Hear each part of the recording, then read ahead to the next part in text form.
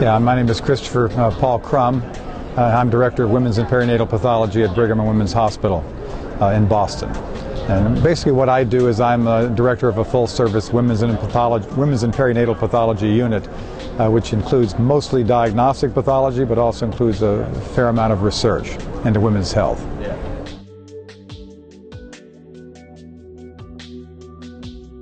The book that we've published is called Diagnostic Gynecologic and Obstetric Pathology.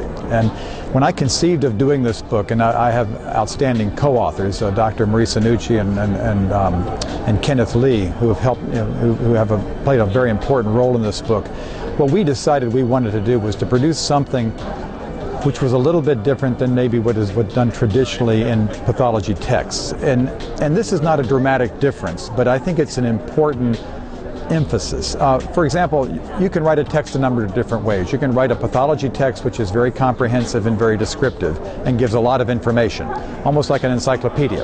And I think it serves a very important purpose. A pathologist can go and leaf through that and find what they need to know. And you can also write texts that are atlases, that are sort of a short bullet point approach to a discipline where you can get some quick information. We tried to do something which did perhaps both of those things, but also did something which I think a lot of texts don't do, which was to take our experience and try to palpate the individual aspects of a specific problem or a diagnosis and try to put ourselves in the position of those who have to look at these things on a daily basis.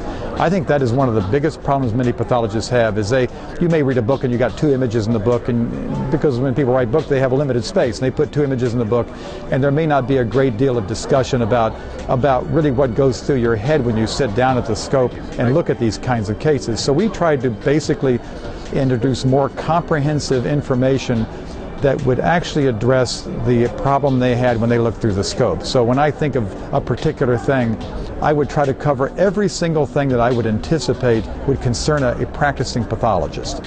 So the book becomes a little bit more of a guide with maybe looking a little bit from their viewpoint. So you're trying to look through their eyes at the case and explain to them, yes, I know this is a problem. I know this is a problem, and I'm going to tell you why you have to look out for it. Whereas they may not see that in a lot of texts which are written pretty much just to give information. So we tried to put ourselves in a pathologist's place. We do the same in our courses. My feeling is when I get up and I give a lecture to a practicing group of pathologists about a specific entity, I try to bring all my experience, which is just like theirs. We all have the same experiences. We all have the same inability to figure out certain things, and I try to make sure all of that's covered. Now the danger, not the danger, but the inconvenience of doing that is you have to reveal to them, yes, you have difficulty with those problems as well. It's much easier just to say, I have no problem, So I try to bring that into the book so that they understand that we're in their shoes, and we try to hit every single little point. So we also often introduce a lot of little pitfalls or little questions. And that's what I've done in the first edition, that's what we've done in the second edition, and that's what we'll plan to do in the future with other texts, which is, for example, if we do an atlas, you want to cover the bases, but then you really want to include the pitfalls, the places you can get burned or your patient can get burned, and make sure that they're covered. And I've had people come up to me and say, and I say this not because I'm some genius, but I think every author gets this, where they'll say, I'm glad you had that image in there, because when I saw that image it reminded me of this problem, and I actually caught that on the next case. And that's what you want to do with a book. And it's hard to do because a lot of books, you have so many constraints. I mean, a lot of the great books written, you're under constraints with atlases and such, or with, these so-called consensus books where everybody has to agree. If everybody has to agree on what goes in, you never give them all the information because you've got to get everybody to agree on it. Whereas when you write your own book, you can put whatever you want in it.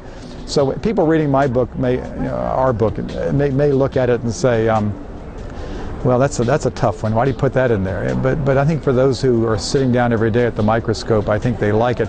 And the people who've been complimentary about the book have mentioned in particular they like that coverage and the feeling that it's applying to them. I mean, I'm basically an investigator. I mean, I've done a lot of investigative work in ovarian, and cervical, endometrial, vulvar cancer, and what I really love to do is to do investigative work. But I also think it's very important that when you teach as effectively as possible. Thus, we may sometimes introduce information into the actual book that's relatively new and may even be unproven, but we try to make that clear so they understand where we are. I think they should know where we are. They shouldn't just simply get something that's hard and fast. They have to understand where the field's going and understand the problems. So we try to make a book more of a conversation, but at the same time be very comprehensive and very thorough.